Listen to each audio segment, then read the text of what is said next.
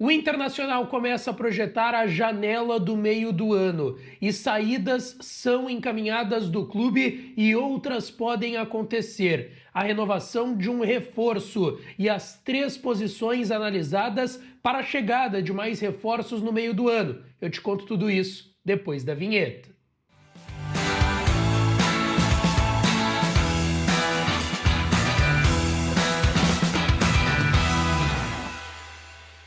Fala, minha rapaziada! Sejam bem-vindos a mais um vídeo aqui no canal. Nesse conteúdo a gente fala de saídas que estão se encaminhando no Beira-Rio, reforços para o meio do ano e a renovação de um jogador que foi até titular com o Roger nesse início de temporada. Antes, não te esquece, deixa teu like, te inscreve, ativa o sininho. E claro que esse conteúdo e todos os outros têm o apoio e a parceria de KTO, kto.bet.br, a melhor casa de apostas esportivas do país. Vai lá na KTO e faz o teu registro, tem o link aqui na descrição e também no primeiro comentário fixado desse vídeo. Entra nesse link que vai te direcionar para a aba de registros da KTO ou vai também pelo QR Code que está na tela para vocês. Vai lá, faz o teu registro e dá uma brincada na KTO, tá certo? Minha gente, vamos lá. O Internacional começa a pensar na janela do meio do ano. Começa já alguns movimentos nos bastidores e isso é natural mesmo que a janela ainda não esteja aberta. Sempre os movimentos começam a ser pensados já há bastante tempo. O Inter encerrou a janela do início do ano já pensando na janela desse meio de ano, tá? Isso é bem natural. Tem algumas saídas que vão acontecer e algumas movimentações no elenco, além de possíveis reforços chegando. E eu quero começar por elas, tá? Saídas praticamente certas no elenco do Inter, que a não ser que mude algo do dia para a noite, o Inter vai fazer essas 2 saídas. Rogel, que termina o seu empréstimo no meio do ano, chegou no meio do ano passado, 1 ano de empréstimo, termina o empréstimo agora na próxima janela e ele deve voltar para o Hertha Berlim da Alemanha. Não deu certo a contratação do zagueiro uruguaio. O outro é um cara que jogou no final de semana e até não fez uma partida ruim, mas também tem pouquíssima minutagem. É o 3º, 4º jogo do Natan, que foi agora contra o Juventude. Ele deve voltar também, chegou no meio do ano passado, vai voltar para o Santos por empréstimo. Para quem pergunta por que o Natan teve tão pouca minutagem, nos treinos não estava bem, tá? O Roger até disse na última coletiva que ele melhorou nos treinos, isso fez com que ele pudesse dar um descanso para Gui e botar o Natan contra o Juventude, mas ele não estava treinando bem. Na virada do ano, o Inter já queria devolver ele do empréstimo para o Santos, por algumas questões também extra-campo, enfim, que estavam favorecendo para que ele não tivesse um bom momento nos treinos e nos jogos, tá? Mas ele teve essa melhora, mas ainda assim a tendência é que o Natan retorne do empréstimo para o Santos. Então Rogel e Natan são saídas praticamente certas no Internacional. Outras saídas vão se dar em caso de propostas boas chegarem. Por exemplo, a gente sempre fala de jogadores como o Vitão, agora o Vitor Gabriel,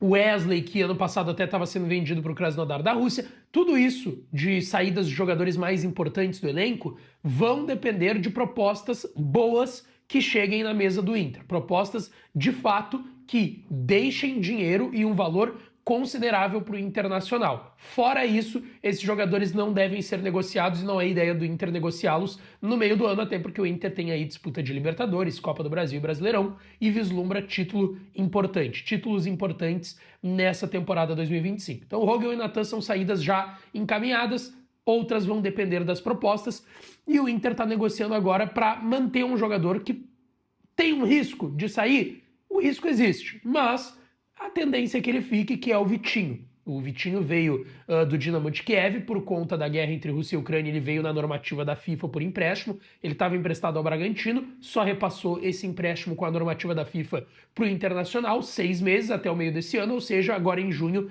tem que renovar também o seu empréstimo com o Internacional. O Inter já está negociando isso e a tendência é que consiga sem nenhum tipo de problema. Em relação a reforços, chegadas no Beira-Rio. Só para avisar o pessoal, eu tô passando por gripe, mudança de temperatura aqui em Porto Alegre, amanheceu com 14, 15 graus, então a gente já tá entrando aí na mudança de estação, entrando no invernão e aquele frio já vai chegando também por aqui, então não estamos nas melhores condições. Então, por isso que eu sempre peço para vocês se inscreverem, cara, é de graça. Te inscreve no canal que dá uma força enorme aqui pra gente seguir com os conteúdos, deixa o like, te inscreve, como eu disse, ativa o sininho das notificações e deixa o teu comentário também. Bom, o que eu quero falar sobre reforços, tá? 3 posições que o Internacional está olhando para o meio do ano: lateral direito, segundo volante e um camisa 9. Sobre o lateral direito, o Inter não conseguiu o William na janela do início do ano, que era o grande objetivo, mas o Inter ainda entende que precisa de um lateral direito, que o Aguirre até melhorou de fato, mas o Inter queria ter um lateral direito mais incontestável na lateral, queria ter um nome de peso, um grande lateral direito, pro Aguirre, que está melhorando, ser opção a ele. Isso pode ser pensado e pode acontecer na janela do meio do ano. Não necessariamente o Inter voltar a tentar o William, até porque é bem difícil o Cruzeiro liberar ele. O Pedrinho Lourenço até queria, eu já trouxe essa informação, né? O Pedrinho Lourenço liberou o William e o Leonardo Jardim, novo técnico português do Cruzeiro, que está aí 2 meses lá na Toca da Raposa em BH, não liberou porque queria ficar com o William. E aí não adianta nada os mandatários se acertarem, né? O Pedrinho Lourenço falou pro presidente Barcelos: não, eu negocio o William, tu me manda o Wanderson, tudo certo. O Wanderson foi, mas o Léo Jardim não liberou o William para o Internacional. Então o Inter segue olhando essa posição para o meio do ano.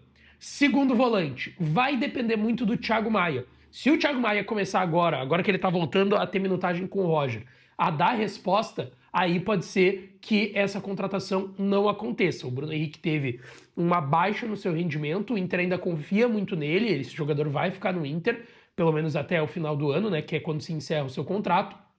Mas, se o Thiago Maia der uma resposta e o Bruno Henrique também, pode ser que o Inter não contrate esse segundo volante nessa temporada, até porque já contratou o Diego Rosa, que é da função, mas também pode jogar de lateral direito, o reforço que chegou aí no final da última janela.